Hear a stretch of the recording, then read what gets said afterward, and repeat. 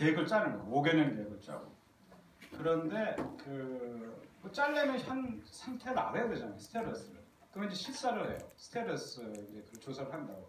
근데 어른하다가 국민의 무슨 인권 의식 뭐 조사 딱 해요. 근데 갑자기 제가 그러면 아동을 해보자. 그래서 그 고등학교 이하 학생들 한 1000명을 서베이를 했어요. 자, 그 질문 재밌는데 애들한테 이제 질문을 해요. 질문이에요. 인권교육 받아본 적이 있냐? 이때. 세계 똑같아. 세계의 것은 들어본 적 있냐? 뭐 이때 없다. 자, 하나 질문. 유엔 아동권리 협약에 대해서 들어본 적이 있느냐? 근데 이제 답이 어떻게 나왔냐면 인권교육 받은 적 있다. 그러나 유엔 아동권리 협약에 대해서 들어보거나 배운 적이 없다. 그렇게 답이 대부분이 나와요.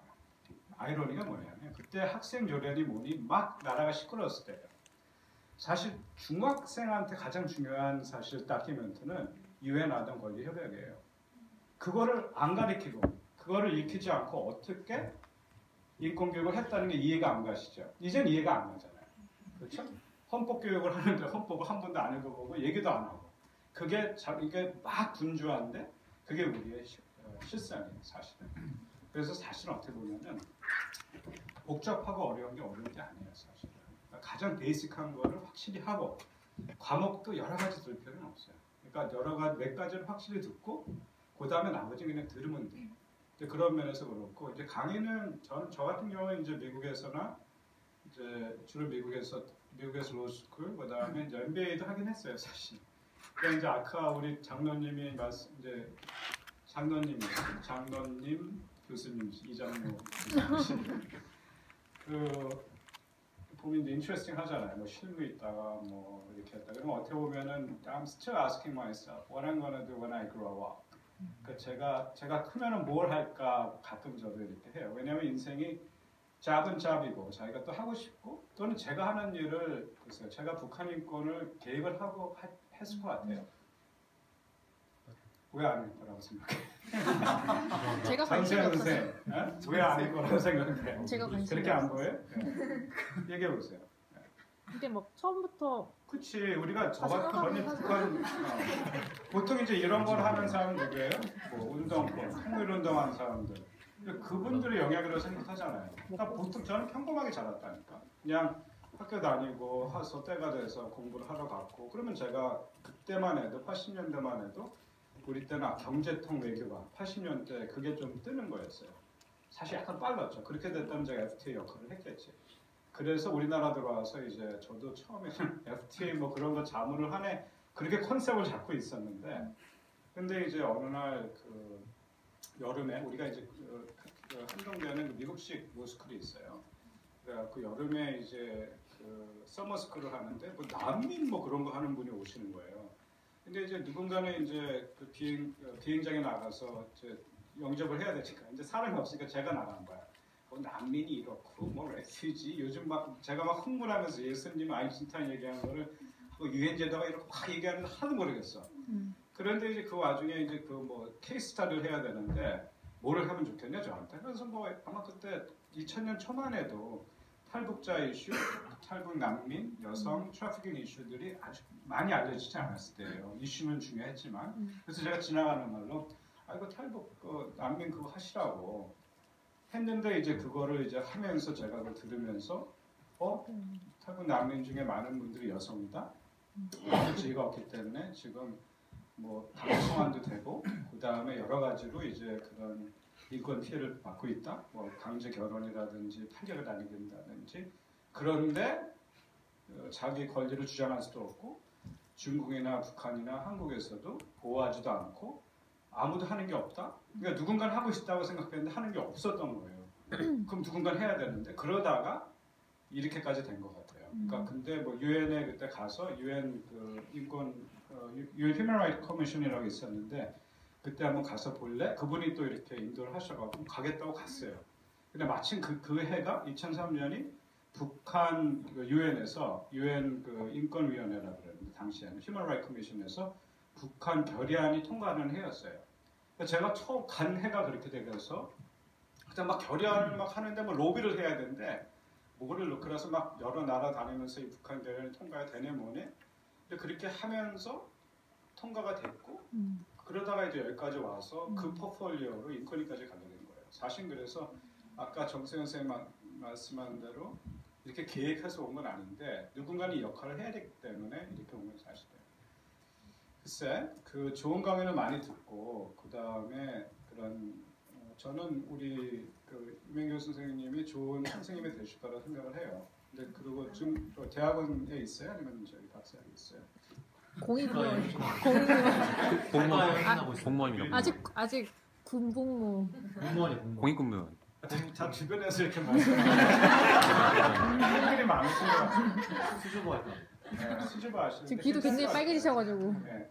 보통 강의 잘하시는 분들이 수줍거나 내성적인 사람들이 많아요. 왜냐하면 이 강의는 사실 퍼포먼스예요. 그러니까 자기가 막 활발하게 산다는 게 아니라 할 얘기도 있어야 되고 또 사람에 대한 요즘 패션, 그러니까 어프리시에이션이 좀 있어야 돼요. 요즘에 약간 저 컨디션이 괜찮아요. 예성 갖고 와. 그래서 약간 왜냐하면 막 노력을 하는데 너무 힘들고 그래서 하나님의 임재를 느끼면 아 그래 나도 뭐 이유가 있어서 성료됐겠지. 내가 부족하면 채워주시겠지. 뭐 얘네들도 그렇겠지. 그러면 그냥 이뻐해줘야지. 오늘 컨셉 그렇게 이뻐해주자. 세계 선언 한번 읽어보자. 그래야지 뭐 스펙 필요하니까 또 이러고 다니는 거 아니에요. 자 보다. 그 제가 일을 하면서 보니까 좀 이게 여러 사람을 많이 보잖아요. 근데 보니까 그 인권 유린을 당하는 피해자는 이 기본적인 인권 권리에 대한 이해가 좀 부족한 상황이고 이해를 한다고 해도 이게 지식적으로 이해하지 그걸 진짜 마음껏 받아들이지 못했더라고요. 근데 아까 말랄라의 경우처럼 과편투탑으로 이렇게 인권 권리를 주장하는 게 제일 효과적이긴 하잖아요. 근데 그의 방면에서 학계에 계시는 교수님 같은 분들은 제가 비하하는 게 아니라 그 인권 의식을 제일 고취를 잘 시킬 수 있는 방법이 보통은 좀 정치 철학적인 마인드를 가진 일반인이나 아니면 그 업계분들이 제일 반응을 잘 해주시더라고요. 그래서 제가 봤을 때 NGO 다니는 분들은 나름 양쪽을 이제 중재를 하려고 결심을 하고 가시는 분 같은데 그분은 그 이상과 현실의 괴리가 너무 크니까 좌절을 하는 경우를 많이 봤어요. 그래서 이런 지금 그 한국의 인권 상황에서 NGO나 뭐 그런 상황에서 돌파구가 마련될 수 있다면 어떤 방향으로 보세요? 그냥 뭔가 있어 보이죠 이런 질문. 뭐 관계 없어요. 이제 이런 게 내가 무슨 얘기해도 관계 없고 그냥 질문 자체가 들은 게 많으니까. 그 중요한 질문이에요. NGO, 뭐 학계 그리고 그게 현실적으로 정말 개선이 될 건가? 또 질문 나온 게 북한 인권 운동하는 거 아는데 뭐 인권 개선 됐습니까? 그럼 뭐 안 됐다, 다양한 의견이 나올 수 있어요. 그렇지만 이제 저는 그래서 이제 아주 컨서버티브하게 이제 법적으로 얘기를 하면은 법만 얘기하면 되니까 저의 그런 속으로의 생각하는 성향을 표현 안 해도 되잖아. 그러니까 상당히 오래 활동을 할 수가 있어요. 양쪽에 보면 모든 인권운동 하는 사람이 주장하는 건 자기네는 중도래. 근데 그런 거 없어요. 왜냐하면은 이제 인권운동은 사실 편에 드는 거예요. 제가 인권에 가서 처음에 이제 제가 사실 안식년 때 인권에 가게 됐는데 처음에 가서 생각한 인권은 아주 중립적으로 상황을 파악해서 판결을 해주고 보호를 해주는 것이다 생각을 했어요. 거의 헌재식으로. 근데 딱 어느 날 직원에서 잡아놓은 다음에 딱 구석에 앉으더니 저기 국장님 저희들이 하는 일은 이렇게 중립적이고 객관적인 게 아니라 약자의 편을 드는 겁니다. 갖고 이제 그래서 그거를 왜냐하면 약자가 목소리가 없기 때문에 아주 노골적으로 편을 드는 거더라고요. 근데 그거를 한 6개월 지나니까 이해가 가요. 예. 그리고 그 다음에 일어났던 게 뭐냐면 그 어느 특정 단체에서 정거가 들어왔어요. 사실 장애 단체에서 정거가 들어왔는데 근데 원래는 가야 되는 데는 복지부에 가서 또는 기재부에 가서 예산 때문에 더 그거를 해야 되는데 우리한테 와서 정거를 했어. 왜? 정거를 할 수 있는 곳이 우리밖에 없기 때문에. 불편하죠. 뭐 기물도 파손하죠. 그러니까 이게 되게 불편하고 언컴포터블하고 이건 아닌데 그러니까 젠틀하게 소위 모범생적인 시츄에이션이 아니잖아요. 그러나 이제 막 가족까지 와서 그런 상황에서 이분들의 니드가 있구나. 아무도 얘기를 듣지 못하고 있구나. 이제 결국 이제 들어가서 물을 막 바꿔주기도 하고 그게 이제 8개월 정도 걸리더라고요. 예. 다 역할이 달라요. 그러니까 NGO가 하는 일은 필드 나와서 상황을 인권이 뭐냐면 거대 담론은 사실 인권 정착이라는 거지. 원래 인권은 예를 들어 지금 전솔지 선생이 당장 나와서 잡혀간다. 또는 뭐 어디 여행 가서 납치가 됐다. 뭐 선교를 나가는데 그러면 우리가 뭐 프레스 컨퍼런스 하고 이게 뭐 종교의 자유가 있다 그게 중요한 게 아니라 누군가는 가서 전설지 그 선생이 잡히는 데 가서 인터뷰를 해야 되고 구해내야 되잖아요. 인권이라는 것은 다 사람의 얼굴이 있는 거예요. 근데 놀라울 정도로 지금 아직도 그냥 큰 정치 담론밖에 안 하고 있는 거예요. 우리나라는. 정치권 수용소에 사람이 뭐 10만 명, 20명이 있다. 다 이름이 있습니다. 그럼 다 이름이 나왔어야 돼요, 사실은. 이산가족도 이름이 나와야 돼요.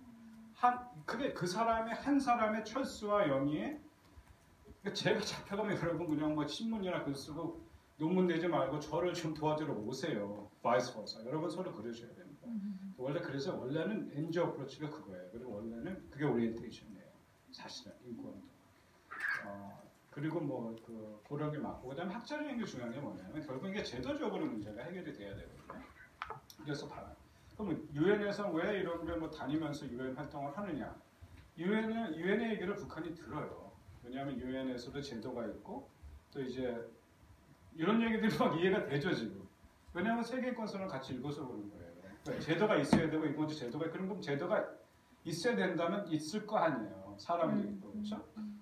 그럼 그 제도 안에서 UPR이라든지 4년에 한 번씩 국가 가서 심사를 받는데 그럼 북한이 심사를 받아요. 그럼 나라에서 물어봐요.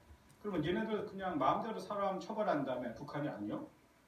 그러다가 보니까 그러네? 정치범들 우리 국가에 반하는 행동하면은 그 처벌하는 거지 않습니까? 근데 거의 구체적으로 이제 죄형법정주의라는 것은 그 구체적인 범죄 조항이 들어가야 되잖아요. 그래서 북한이 법을 바꾸게 돼요. 그러니까 그 소위 말하는 피널 코드만 있는 것만 처벌하겠다.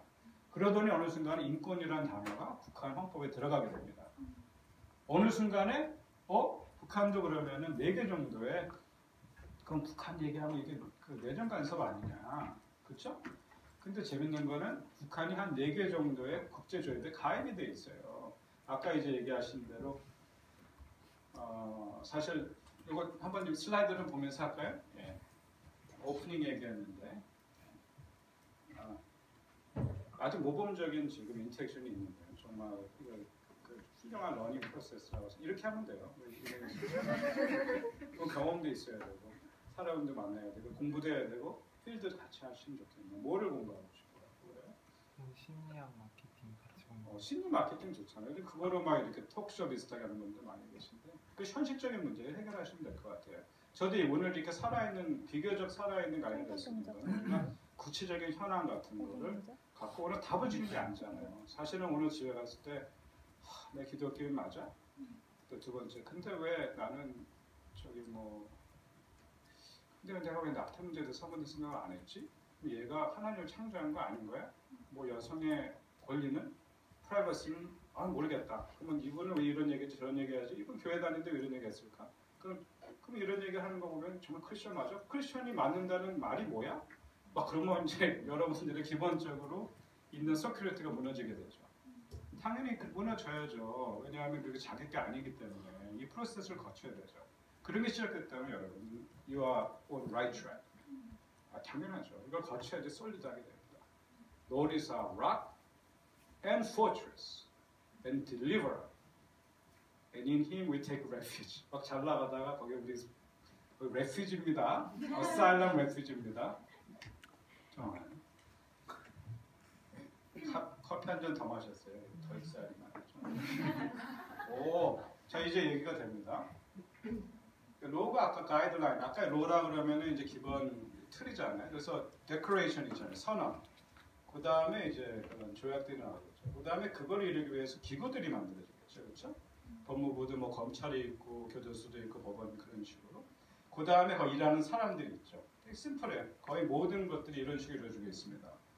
가이드라인이 있고, 그게 법이 되고, 기구가 있고, 그 다음에 사람이 있고.